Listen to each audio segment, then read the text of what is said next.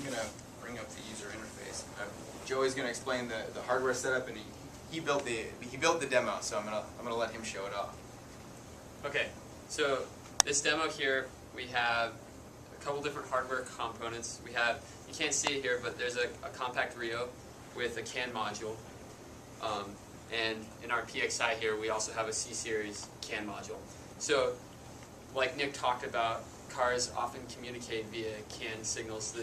It's a digital protocol. And for our HIL demo, we're going to be using CAN to simulate a cruise control system on a car. And using CAN maybe isn't quite the perfect example, because for an actual cruise control system, an ECU would be sending digital and analog input and output. But this is also showing the CAN functionality of these new modules. So in this case, which one is the controller and which one is the simulated environment? Right. So we have our hardware loop here. This is our unit under test. This is our controller in the C Rio. I just lost power to it.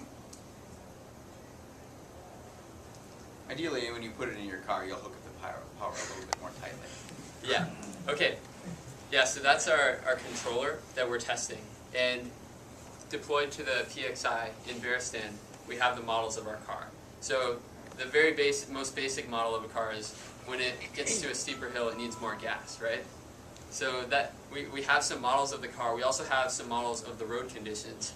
And in Veristan, we have those ported together, so all the models are talking. So all it needs is the signals of the throttle percentage going to the car coming from our controller.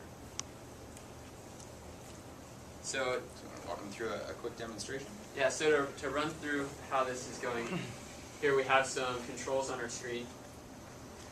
And if we were to change the cruise speed, you can see the throttle drops in the bottom right graph.